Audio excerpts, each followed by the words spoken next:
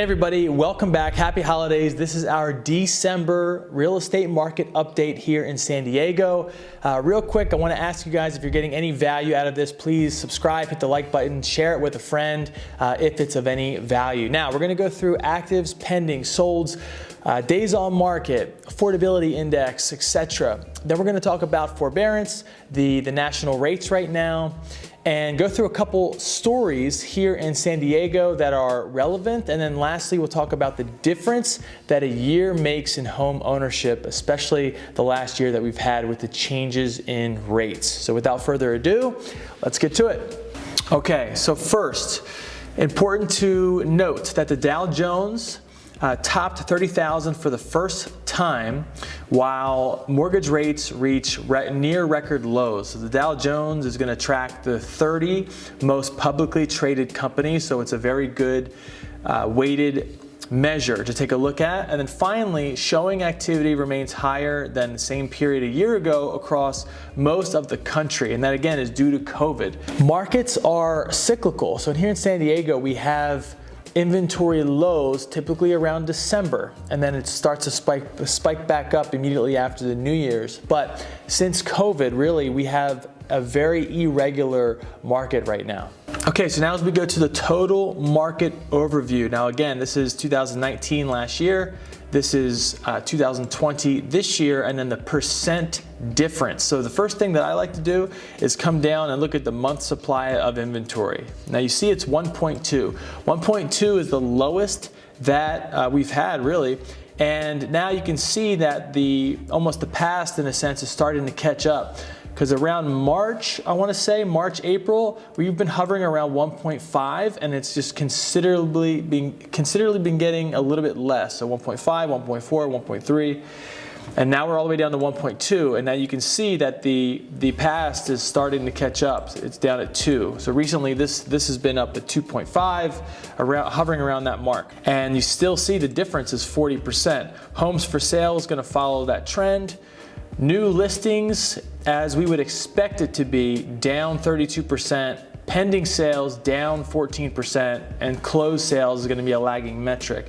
With the low inventory, we would expect all of this to be down, even though it's still very competitive. But again, it's because of the low inventory. Median sales price is up 10.7%. That again is going to start slowing down. You know, we've been hovering around 15% median sales price increase year over year metrics since again about April, June or so, May, June.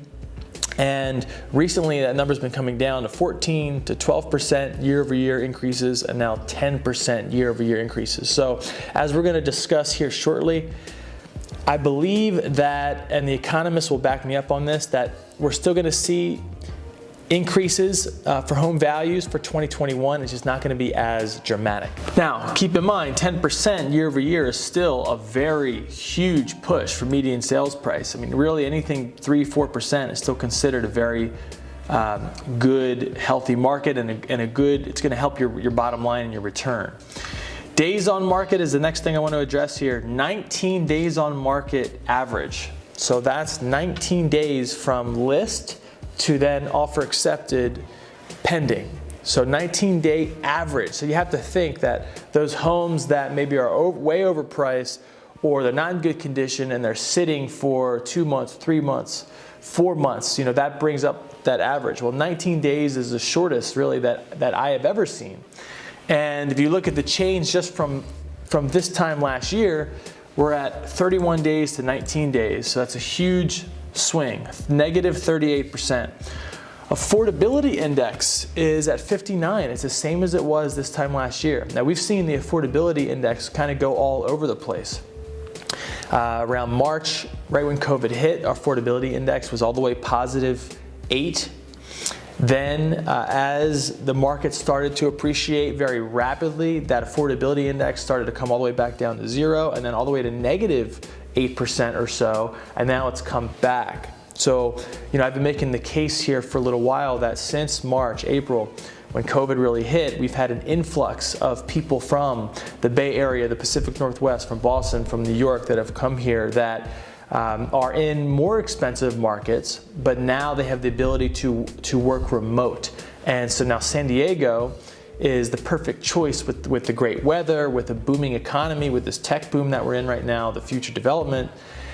And so they're able to come down here where we're actually 10 to 20% less expensive. So that speaks to the affordability index. So it's saying right now that we're hovering right at even. And again, the affordability index says it's the amount of people that can afford a median sales price home.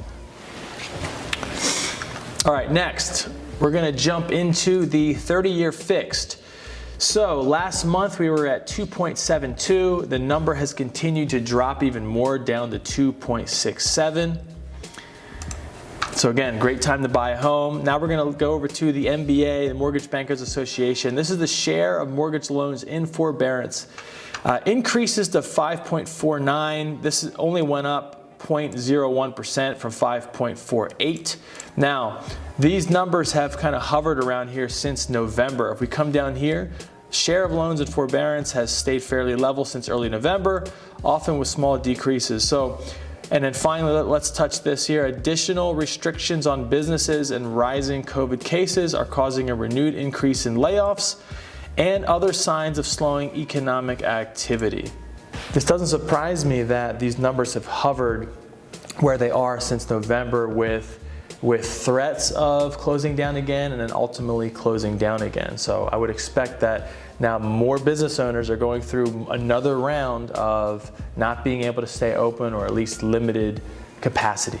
Okay, now we're gonna hop over to Keeping Current Matters. This is the difference that a year makes for home ownership. This is speaking really to the rates.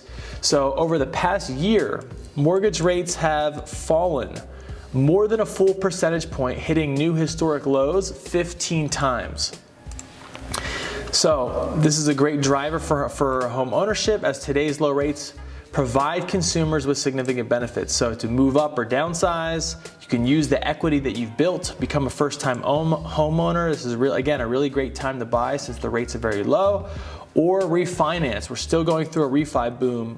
And now I want to take a look at this chart here. This is going to show you the monthly payment savings with the home amount prices on the left. So for a $700,000 loan, a year ago you'd be looking at $3,314. Again, this is just principal and interest. And now today, $2,800. So it's a $500 savings, more or less. And you can see down here what they're using is 3.9% average rate in 2019 to 2.67, which is the current. Lastly, we'll go over to the San Diego Union Tribune. We want to touch on housing economists rapidly predict prices to increase in 2021, but not as rapidly as this year. And San Diego County is on track to build more housing in 2020. You know, again, even with the holidays here, there really hasn't been any sign of the market slowing down. As we see, the inventory is even lower, went from 1.3 months of inventory last month to 1.2. And you know, what we're really hoping is that after we get past the new year, things maybe start to slow down a little bit. It's not so much as a heavy seller's market. San Diego, for the foreseeable future, is going to be a seller's market, but we want to shift a little bit of power back into the buyer's hands. So we're going to do that through more listings and more building. So we're hoping that we get that. And I think one thing that's really going to help is that if we can slow down this, COVID, that I think homeowners are going to be less fearful to list and less fearful for people coming in their home. Because that's really what hurt us back in March, is that the listings just completely dropped off. And then as the rates started to plummet, more and more buyers jumped into the market. So it just became very, very competitive, and the inventory has continued to drop. Thanks for watching. And again, if you got any value out of this, give me a like, subscribe, share it with a friend. I would greatly appreciate it. And if you need any help buying or selling here in San Diego, feel free to reach out. Otherwise, thanks for watching, and I'll see you guys soon.